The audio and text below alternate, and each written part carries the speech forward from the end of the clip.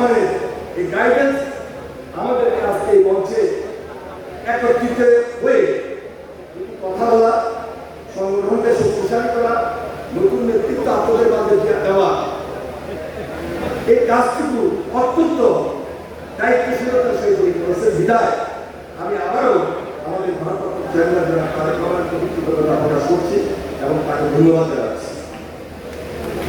উপস্থিত নেতৃবৃন্দ, বিগত আন্দোলন সংগ্রামে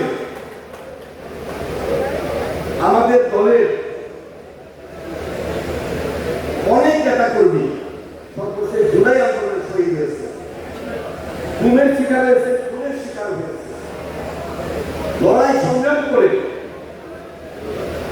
তারা আহত হয়েছে, নির্যাতিত হয়েছে, জেলখানায় বন্দী ছিলেন। নাদিম সাহেব দুইবার রাজনীতি ছিলেন এবং আপনার কাছ থেকে তার সঙ্গে রাজনীতি করেছে। অত্যন্ত বয়স্ক দায়িত্বশীল লোক, পার্লামেন্টে কথা বলার ক্ষেত্রে সবসময় আমাদের পরামর্শ নিয়ে রাজনীতিবাসীর পক্ষে কথা বলতেন। আমি সাবেক এমপি নাদিম সাহেবের প্রতি গভীর শ্রদ্ধা নিবেদন করছি। তাছাড়া বিগত আন্দোলন সংগ্রামে আরো অনেক নেতা, অনেক কর্মী এই দলের সঙ্গে যারা সম্পৃক্ত ছিলেন, যাদের স্বাভাবিক মৃত্যু হয়েছে, ইতিমধ্যে তাদের জন্য প্রস্তাব করা হয়েছে, তার বাইরেও যারা আছেন আমি সকলের আপনার মাধ্যমে কামনা করছি এবং মহান আল্লাহ তাআলা যারা শহীদ হয়েছেন তাদেরকে যারা বেস্ট রিসিভ করেন। আমি আজকে খুব বেশি রাজনীতি বক্তব্য দেব না। আমাদের প্রধান অতিথি এক নামে তাকে চিনেন মনিরুল চৌধুরী, বীর মুক্তিযোদ্ধা, যার রাজনীতিতে ঐতিহাসিক অনেক দিক আছে, বিশেষ করে ছাত্র রাজনীতিতে। এই যে ৭৩ কুমিল্লা বলেই ভুল হবে, তিনি সারা বাংলাদেশের নেতা ছিলেন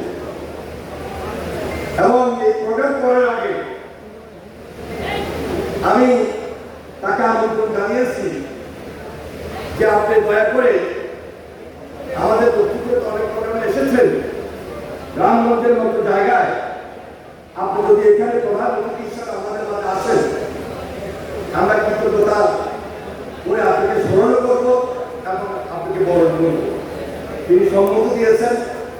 আজকে প্রধানমন্ত্রী আসন অলঙ্কৃত করেছেন, প্রধান অতিথি আসন অলঙ্কৃত করেছেন। বীর মুক্তিযোদ্ধা মনিরুল চৌধুরীকে আমি সংগ্রামে সালাম এবং অভিনন্দন জানাই। আজকে আমাদের